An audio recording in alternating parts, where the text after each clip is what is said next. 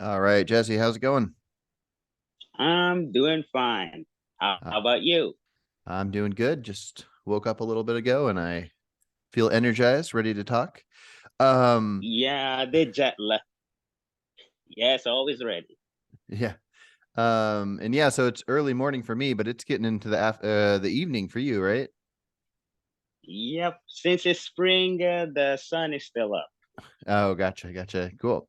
Yeah. All right. Well, we're going to talk about veganism. I believe one of the topics we had mentioned before was crop deaths. So let's just do this. So I'm vegan. I believe in the idea of veganism.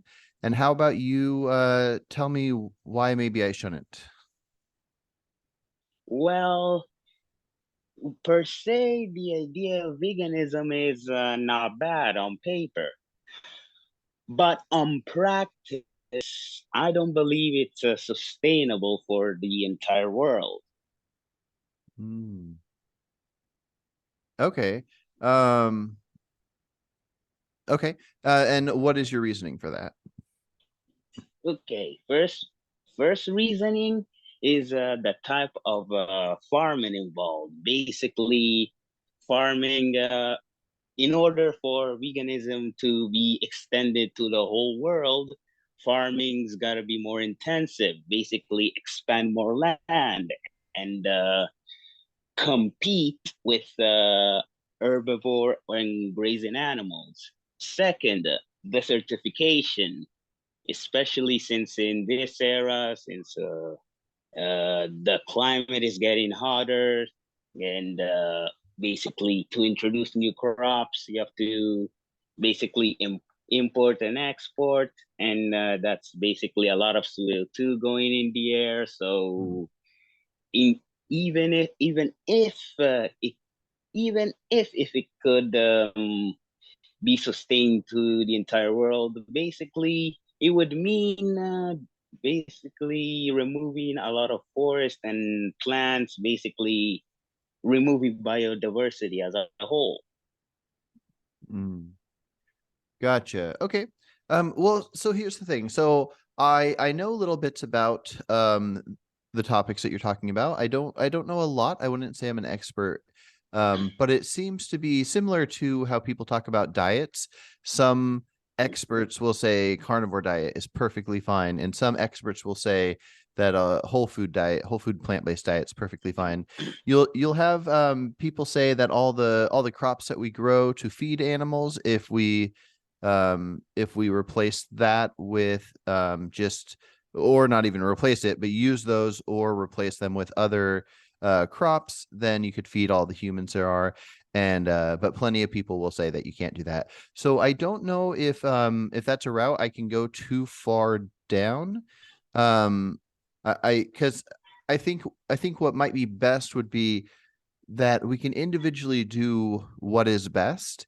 And then if we ever get to a point where we can't go any further, when we find out which side is right or wrong with what's sustainable, then we do the best we can in that moment. But I don't think it's an all or nothing thing. For example, if somebody lives in a different state than I do. So I'm in Oregon in the US. If somebody lives in a different state and it's like a desert state, and maybe they live in an area where they can't access much food or something, what's called a food desert, um, then just because they can't access what maybe is healthy for them or maybe is morally better due to the suffering it causes, doesn't mean that I shouldn't do it. And so it also means that as many people that can do it shouldn't necessarily not do it.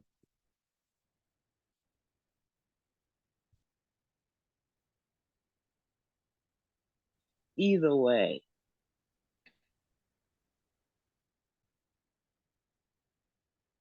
Oh, I think you might have cut out. Hello?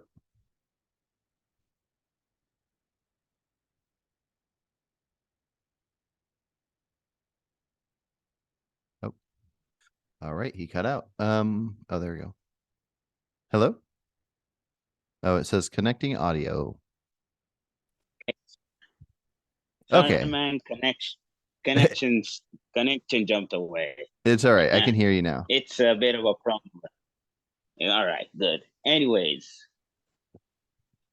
yeah, sustainability, yeah, that would be good if it would be affordable. But yet again, even if we do regrow those crops, basically there are different climates, different zones. So even if it was possible, doesn't doesn't necessarily mean it would it would be sustainable, the right thing.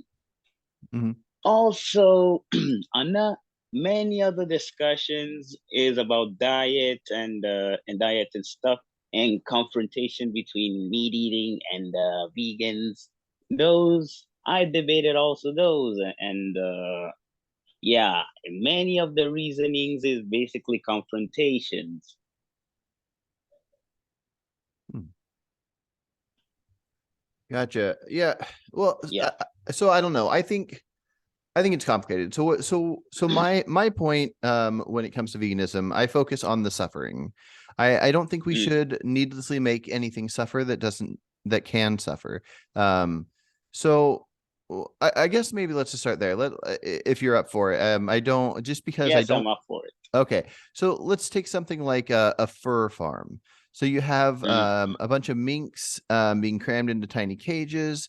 I recently discovered that minks spend about half their time in water. So when they're in farms, they don't get to be in water. Kind of like turtles will be outside of water and then in water. So they're removed from their natural habitat.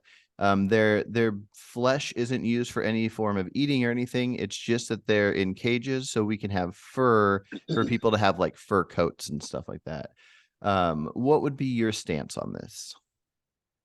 When it comes to fur coats, I don't approve it either. In fact, using fur for fashion is something that I don't approve either. Basically, and when it comes to minks, especially European minks, which are critically endangered, are something that I don't approve about. Still, if and I've signed many petition against that kind of farming. So of course, seeing something like that really hurts my skin. Gotcha.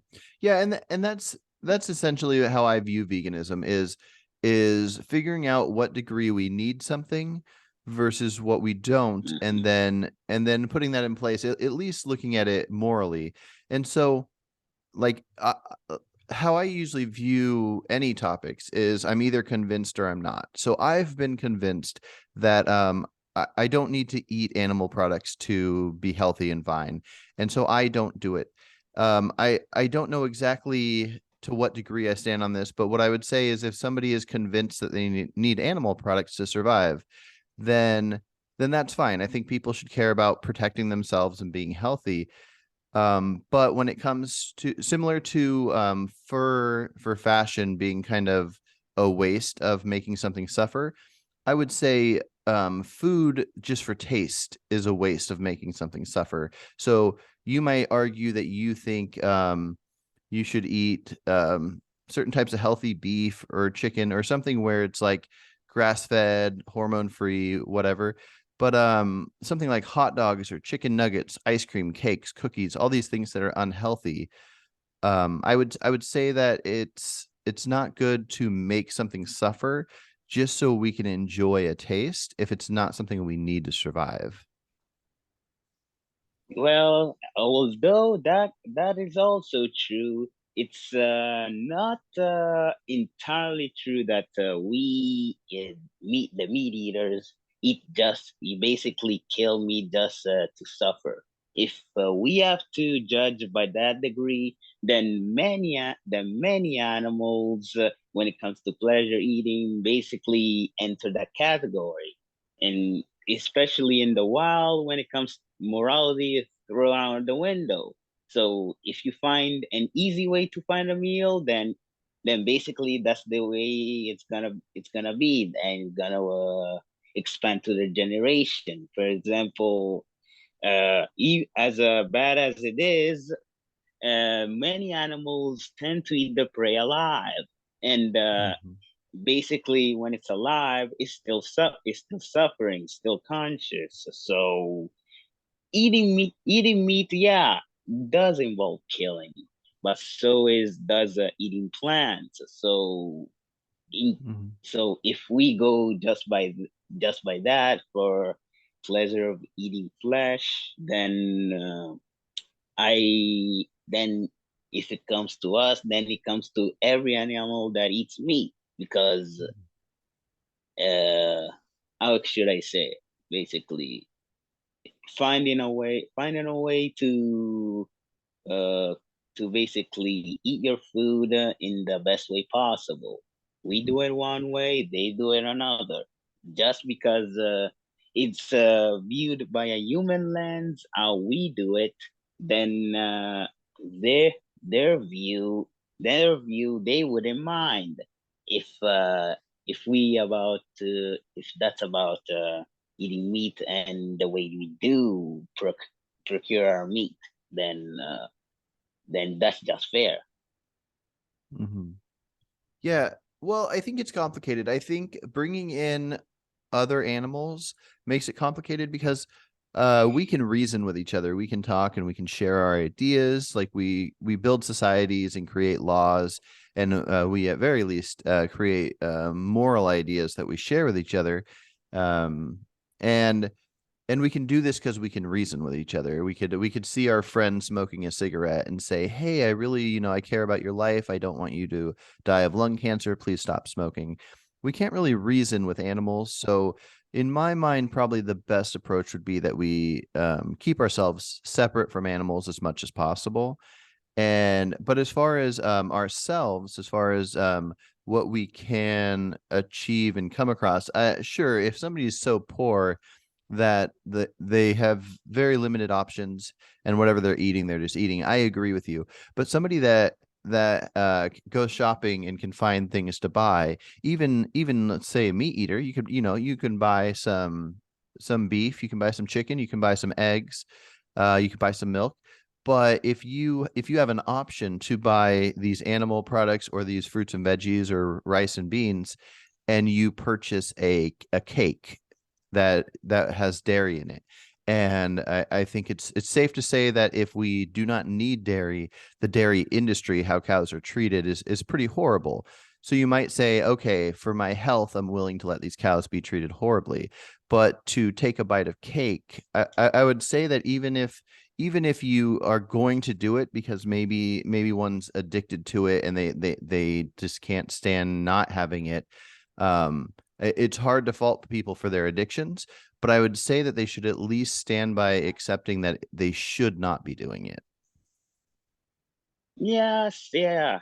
Still, just the dairy industry, yeah, has a lot of flaws, but that doesn't mean that the entire dairy industry is represented by few individuals. I mean, cattle as a whole, basically, they're not very bright animals, but still bright enough to provide for each other. So and not only and plus cattle ranching and stuff like that has been going for many millennia, and it's and yeah, dairy cat when it comes to dairy, yeah, maybe things could be better, but that doesn't necessarily mean that everything is represented. Also, yeah, I used to be lactose intolerant, and basically they gave me a solution: find an alternative, or basically keep consuming dairy despite the intolerance. I decided to the hard way to consume dairy despite the intolerance because yeah, vitamin D, it can be found in many different forms. I did it by finding it through dairy like cheese and yeah, basically I had many reactions. Still now I don't have those anymore. Yeah.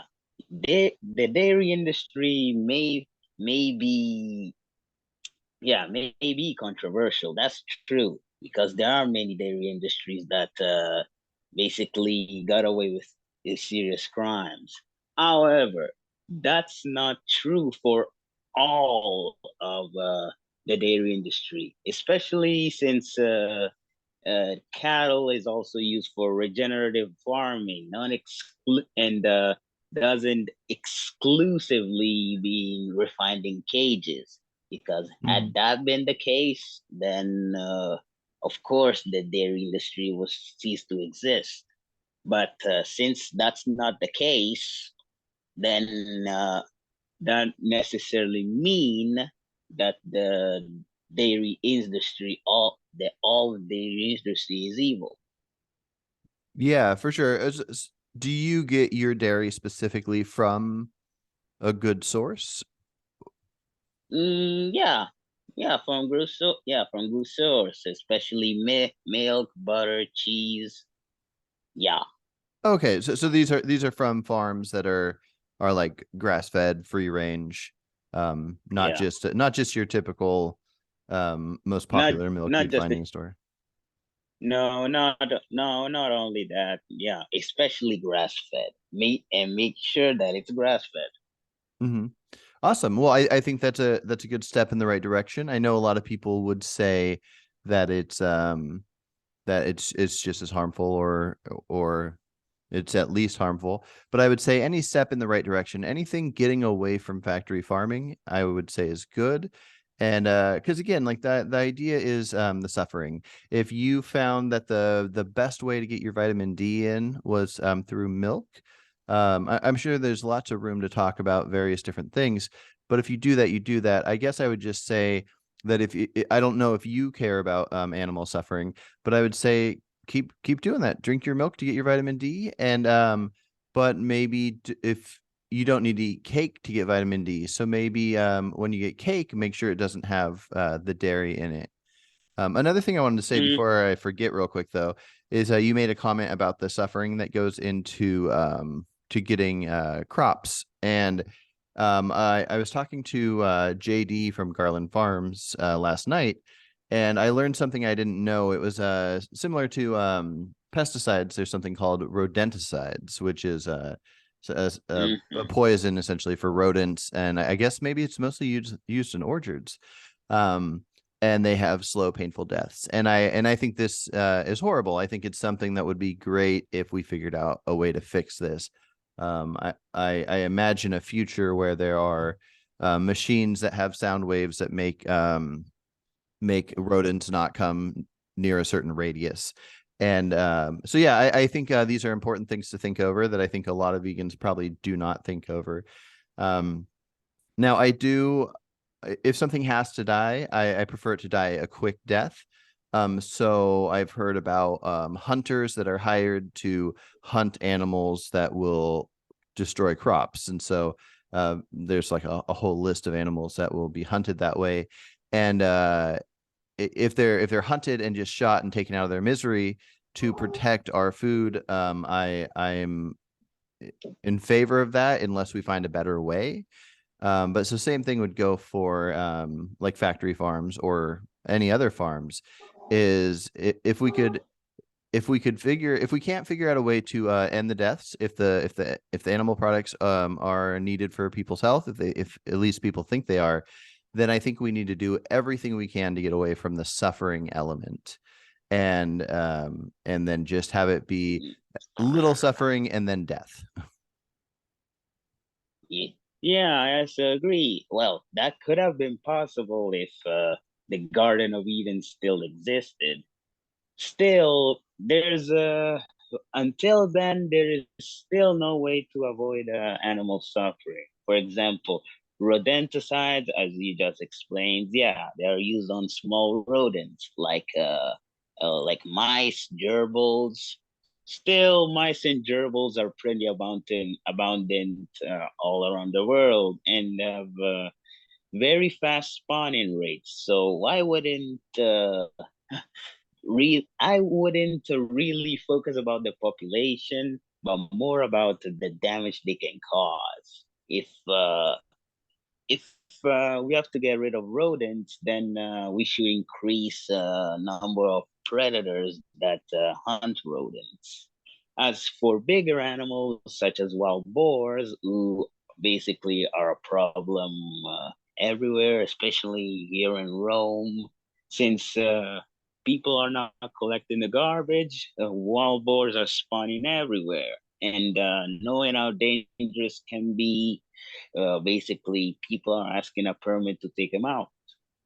And yeah, basically when it comes to them, hunters go take a couple of bullets and then take them out. Mhm. Thing is, wild boars are incredibly resistant animals and very vicious when they feel threatened. Mm. And that's exactly the reason why these type of measures are used, because pigs, wild boars, basically same animals, different situation. And feral pigs, basically some of those feral pigs are hybrids and basically retain all the traits, plus an attitude that even worse than the other two combined. That's why basically people see the need to take him out, because wild boars on average basically pretty aggressive, can reach over 450 pounds in weight. Oh And wow. so, since they're a big threat to crops, a big threat to crops, and also respawn very quickly, since they have about a litter, about 12 little piglets at least. That's why they see the need to take them out. Mm. Yeah, no, and I get that. Especially, were you saying that they come around like in towns as well, or were you just crops? Not only crops. Now here in Italy, they also come in towns, especially since they have a extra sense of smell. So look food through the garbage. Okay. Yeah, I would say anytime there's a wild animal that comes into an area where people are and they could be harmed, we definitely need to protect ourselves. Hopefully the government could figure out ways to make it to where they can't come, like fenced off areas and whatnot. Um, but yeah, the it really comes down to like, so I think people need to be able to protect themselves, protect their shelters, their food and whatnot. So animals dying in the process of getting food, I'm not too concerned with, but at the same time, if it turns out that we can measure it and there is more harm caused by protecting our non-animal product foods than there is just having the animal products, then I would say it's reasonable to lean towards having some animal products. I just don't think well, I at least have not been convinced that there's any way that the level of suffering would be more in protecting crops than it is in factory farms.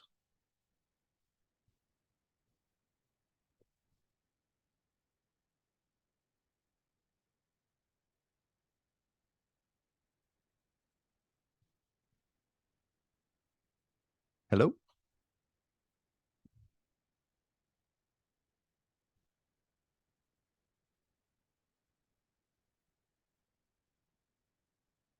think you might have cut out again.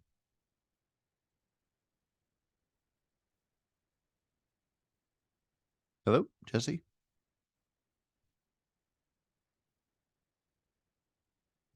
All right. I guess we'll see if he returns here in a sec.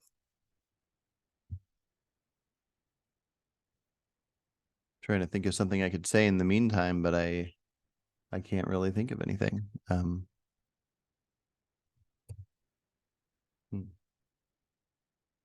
Well, I guess in case anybody is wondering, the reason I'm not pushing too hard on full veganism, I'm trying out a couple different approaches, and they're honest ones. But I really like the idea of meeting somebody at their level. If somebody thinks they need to drink dairy for vitamin D, like he said earlier, then I like the idea of discussing it at that level, because really we can all make better choices. You go down to Starbucks and get a drink and it's in a plastic cup. Instead, you could take down your own mug and they could fill it up, or you just skip the Starbucks altogether. There's various choices we can make, and they can all have an impact. Same thing with I talk about the dairy in cakes and cookies causing harm, which cause way more harm than, say, vegan cakes and cookies. But any amount of over consuming or unneeded, unhealthy consuming is it's causing harm. It's taking away from resources. So we can all do better. So even though I think eating a vegan cookie is better than eating no cookies for an animal eater, I still think there's various degrees of how we can do better. So if somebody is eating dairy because they think they need it for vitamin D, then oh, there you go. Hello. Oh, audio connecting. Hello. Sorry, man. Hey Oh, there. Sorry. it's all right. Internet acting up again. It's all right. I just ended up talking to anybody that would be watching this. I just ended up talking about some of what we talked about. But go ahead and respond to the last thing.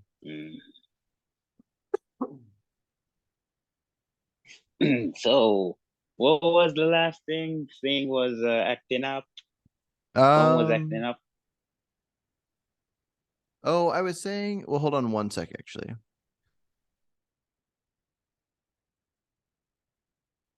I should have brought water in here. I got a tickle in my throat. But I was saying that even though there's definitely harms and suffering from crop deaths and crop protection, I just don't I haven't seen the information that would make me feel like there's more suffering there than in farming. So what are your thoughts on that?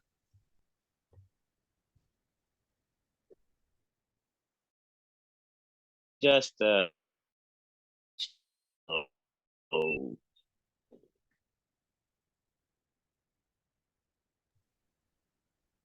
Sorry, what was that? the what I meant to say is, yeah, it's true, but still, it's not just crop protection though. Also importation about exotic fruits from other countries. For example, avocados. Do you know about avocados? I don't know a crazy amount. Now here we grow them in California, and I know a lot of times when I get them, they come from California. Sometimes they come in from Mexico. I don't know if those are flown in or driven in, but I would say that it's not necessarily a counter to the idea of being vegan, or vegan being maybe a more moral choice. I would say that maybe what it would mean is that vegans should consume less imported foods and focus on more local foods. And then that way, less foods are imported because less are in demand. Yeah, but still, basically, if they come by plane, come by ship, means more CO2 and that enters the atmosphere, which is harmful to the bees. Since bees are main pollinators, not only them, also other hymenopterans such as wasps and hornets, but especially bees, since they are the ones who are the most numerous. I mean, and by those, I mean honeybees, since the Mhm. majority of bees are actually solitary. The thing is, if CO2, everybody knows what happens when CO2 gets trapped in the atmosphere. Basically, the heat of the world, basically the temperature will rise, means hotter summers, less water, more droughts, and that's actually harmful for plant matter and the bees, since bees can pollinate, and the wind becomes hotter, and so stuff like that. Also, yeah. So basically, it when it comes to animal suffering, yeah, meat eating is a problem, but veganism also added its issues, such as, like I said, crop deaths and uh, fruit in tropical fruits and exotic fruit importations, whether it comes by ship or comes by plane.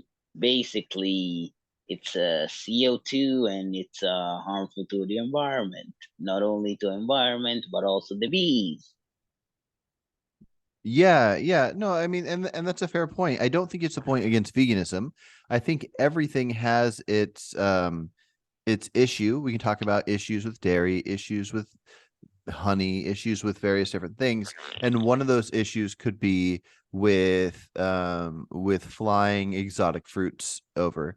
So yeah, I think that's definitely something worth thinking about. I'm not an expert on the topic of CO2 emissions and global warming or any of that, but I'm willing to take what the general consensus is and apply it to my life. Mhm. So I don't mind, like, when I try to do better. Like I made some videos on the idea of being healthy, and I try to do better being healthy, but I also want to try to do better on consuming less and wasting less. And so yeah, I think that's a fair point, that Mhm. if I see avocados from California, which is the state right under me, then maybe I'll get them. But maybe if they're flown in from somewhere, yeah, maybe I should cut back on them. But I don't think we necessarily. I don't think vegans need exotic foods to survive. We might like pineapples and mangoes and different things like that, which are some of my favorites. But we don't need them to survive. We don't need them to be moral. We don't need them to be healthy.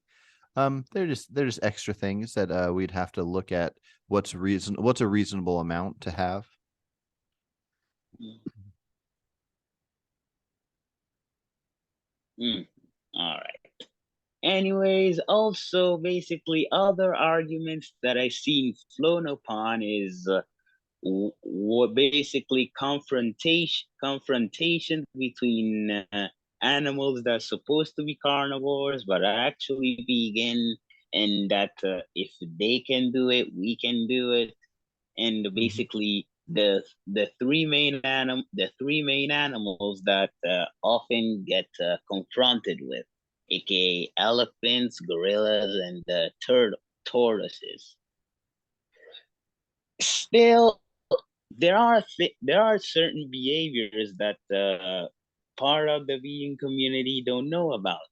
For example, elephants. Elephants have been caught before eating birds' nest full of eggs of other birds. Hmm. Or gorillas. Basically, gorillas have a powerful bite, but actually can't digest the cellulose that they actually chew. So, in order to get the cellulose to be actually digestible, they have to eat their own crap to receive the nutrients. And as for tortoises, like many other animals, have been spotted eating carrion. Also, a second argument, animals that have actually long canines but are actually vegan, such as chimpanzees and baboons. Okay, another argument for that is basically the habitat they live in. Basically, these animals live in an habitat where everything is trying to kill them, just like Australia. Only that in Africa, it's as an habitat. Basically, it would be basically for all animals that are considered prey. Difficulty is never legendary. Basically, you have to basically sleep with an eye open. And those animals have long canines for basically a line of defense. If you live in a continent where almost everything is trying to kill you or eat you, you must try a line of defense. For example, wild cattle such as Cape buffalo have very big horns and live in very big groups, that such as herds of hundreds, sometimes even thousands. Baboons, on the other hand, basically have long canines for defense. That's the first line of defense. Secondly is intelligence and climbing so that they can escape danger. And the third, they also live in groups, not as big as animals like Cape buffaloes, but still big enough to warn everybody of danger. Yeah, those Mhm. animals, yeah, they mainly have a vegetarian diet, but I've been spotted eating meat before. So basically, these are arguments that often get brought up, but never being accurately confronted. Yeah, so I don't personally like the idea of using the argument of any animals in nature. I think usually the idea of talking about chimps being comparable to chimps is when somebody talks about animals in nature and says they can do it, why can't we? And then we explain the thoughts on that. So when people talk about animals in nature, I think a good go-to is to point out that a lot of bad things happen in nature that we wouldn't do because we can reason and decide what's right or wrong. Most mating in nature would come across us like rape, but we don't do that because we can reason and we can know like what suffering we're causing to our own species. And so yeah, I don't think the whenever people talk about elephants or hippos being vegan, it's something to do with the idea of people saying that you can't get protein from plants. And then people will point out, vegans will point out, the biggest animals in the world mostly only eat plants and they get their protein.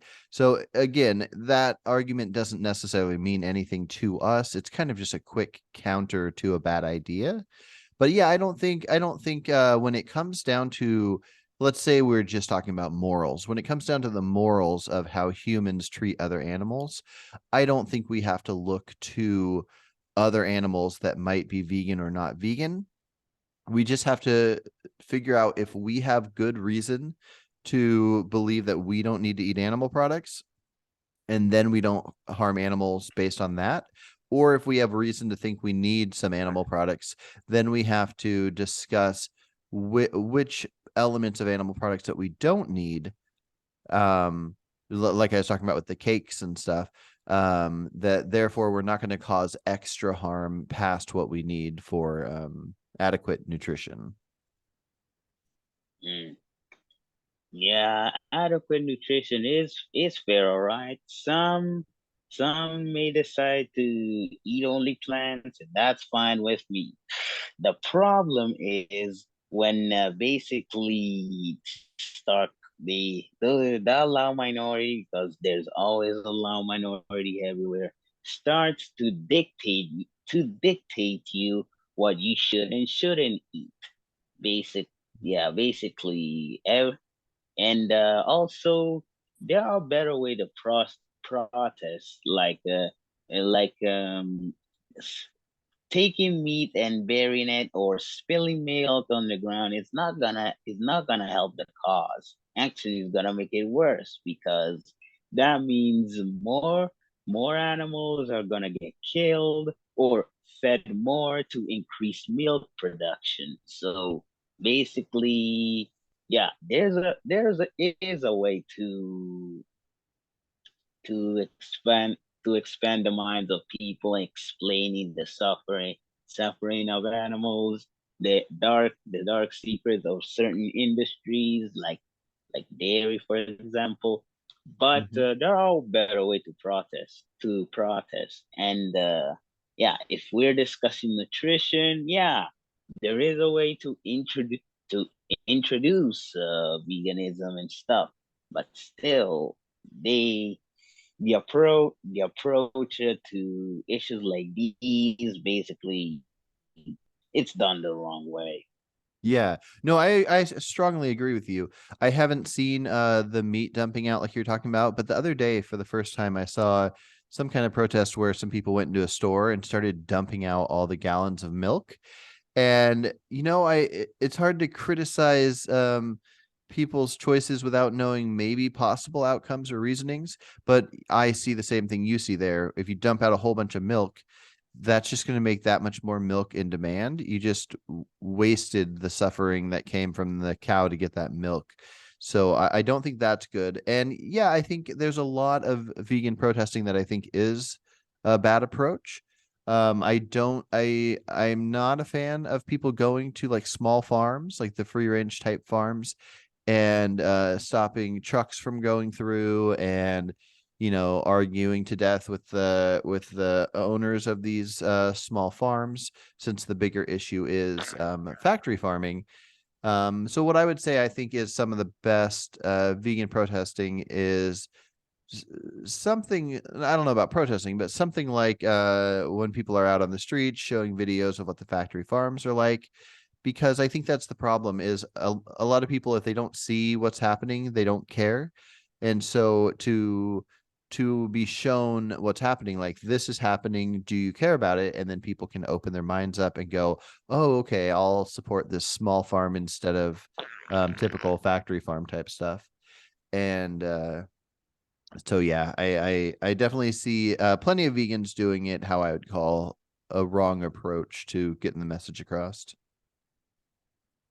Yeah, getting the message across is a very important thing. Also, but also it's the another very important thing is who is getting the message across, because we know about vegans and vegan influencers and stuff. Most of them are bad, pretty bad. Basically, using the wrong approach, screaming at people, insulting, throwing buzzwords here and there. Yeah, Hmm. basically, all it's not only the message, but also who is spreading the message. Now we have extremely popular people such as Joey Carbstrong, Frilly Hmm. the Banana Girl, that vegan teacher, vegan booty. Yeah, spreading the message is one thing. The way you spread the message is quite another. And Hmm. basically, the approach they're using, no, it's not helping. They beefing with people to increase your influence. It's not gonna help the cause. Heck, it's gonna basically things worse, especially with people like the vegan teacher. Since Hmm. I've seen her videos and her approach, basically her way of doing things is hurting the cause, especially since she's very tone deaf and doesn't care about having a conversation like me and you are having right now. Hmm. Instead, basically, she goes after other cultures, and yeah, going after the problems of a culture is one thing, but completely dicking on it is quite another. So basically, the message is important, but also is who you're. Yeah, no, I definitely agree. Joey Carbstrong, I think he has some good ideas, but when he talks to people, he's usually so negative that I think it has a negative outcome. But I do like some of his stuff, so I do want to say that. But that vegan teacher is ridiculous. The first time I ever saw her, I assumed it was a fake thing and that she wasn't vegan. But I'm at the point where now I'm pretty sure she is vegan. She's just harming the cause to an extreme level. I think she's probably setting back veganism way more than she's helping it. And Freely is complicated, especially now. She seems to just be living out in her forest, eating food out in the wild. And I don't really see too much negative. Oh, I see you disappeared. I'm just going to keep talking as if you were here. Um, who was the other one? I don't think you mentioned Vegan Gains, but Vegan Gains I think is pretty darn negative for the movement. Now, I like Vegan Gains. I think he's funny. If you want to look at it as entertainment, that's fine. But as far as how he acts, how like he reacts to situations, especially like his reaction to Cosmic Skeptic, if anybody saw that wasn't vegan, they would be scared out of even wanting to take the label vegan. And so, yeah, there was one more that you mentioned. I can't think of what it was, and I don't know why I'm talking as if you're here, but I just wanted to finish those thoughts, and you were not here. Um, So yeah, I think I might, if he doesn't hop back here. Oh, there he is. Hello? Oh, audio connecting again. Yeah, yeah, I'm sorry Hey, again. Basically, it's all internet right. is acting up. It's all right. Yeah. But yeah, we got a couple more minutes here as I think we should probably hop off this one in a sec, but I finished my thought of what I was saying to you, but basically I do agree with you. I think a lot of vegans like Vegan Teacher and Vegan Gains, a lot of influencers are horrible with the message, and but I really think it's actually kind of a overall, like, most vegans, and I was one of these, had this idea that we need to have this hardcore stance on either don't eat meat, don't eat dairy, don't eat eggs, don't eat honey, all the things. Either do this or you're not with us. And I really think that that's kind of harmful.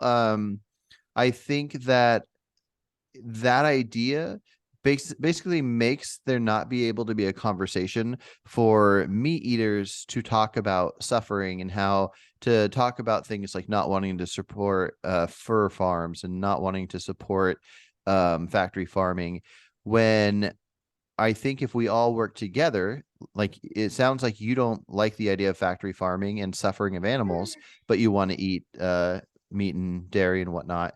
So I feel like if all vegans and people like you work together, which I think would be most people, then we could change some laws on factory farming.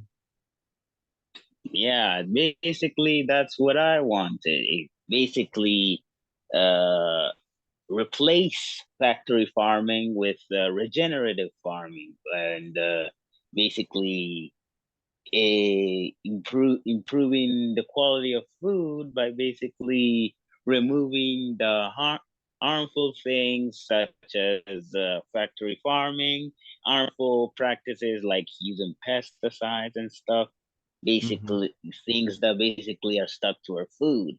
Also, having a healthy conversation like us now about Hmm. veganism.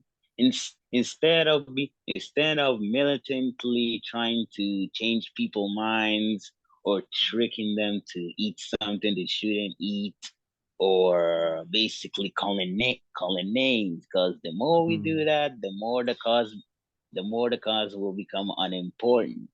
For Yeah. example, yeah, when people think about think about animals, they have a narrow vision. They have a narrow vision about what animals are. Because I know, because I've studied them for quite a while, ever since I was a kid. So I know quite a lot. However, however, when it comes to topic like these, as much as many times as debated, I'm still new to this kind of stuff. So that's why Hmm. I try to keep myself informed, and uh, and that's why I try to donate to the cause, and but also be careful to donate to rightful cause. For example, if organizations such as PETA are the ones leading veganism, then veganism won't go anywhere. It's and won't no one expand to a broad audience, especially since PETA has done a lot of controversial things. I mean, factory farming is controversial, and yeah, that damage the meat industry. But at the same time, the industries like PETA don't help either. Yeah. Yeah, no, definitely. I mean, I think there are some good things that PETA probably does, but the approach they take sometimes brings such a negative outlook that, yeah, it just makes people not have any interest. And I don't know what the answer is. I mean, it's not it's something that's not PETA, that's for sure. But yeah, I would say that that yeah, the even if the world was to ever go vegan, before that would happen, it would it would have to go in a direction. It can't just happen instantly. So it would be something like replacing factory farming with regenerative farming, and and making laws that protect animals in various different ways, like we were talking about with factory farm or with fur farms and stuff like that. So yeah, I think vegans for the most part need to rethink their approach on what they want, because the all or nothing thing I don't think works well. But yeah, I think that's a good point to stop on, unless you had any final thoughts. Final thoughts is that the veganism overall, yeah, could be a good solution for a healthier life. The problem is the approach and the people doing the approach. Basically, it takes a small minority to cause a huge disaster, because it's the one that are the loudest that usually get the most attention. And Mhm. if you leave them with all the attention, then the majority of people who could be good, could be bad. I assume they're good because I try to see the good in people. Basically, basically, we'll have to suffer for the consequences of a small minority. For Yeah. example, I try to eat to have a healthier life, try to eat healthy every day, and sometimes avoid meat at all to have a, how should I say, to have mm, to have a healthier life and a cleaner body. However, if it's not I can live with meat, but at the same, but I could. I mean, I have tried once, didn't work well with me. So, but at the same time, I would. That doesn't necessarily mean that I would not consider it and would not advise it. The reason why I often go after my vegans, because the ones I went against, they were pretty obnoxious. But Mhm. overall, it's a good message. Just meets better messengers. Yeah, for sure. All right. Well, thanks for talking. Maybe we'll do it again sometime. And you have a good day. Yeah, yeah. Same to you. Take care. All right. Take care.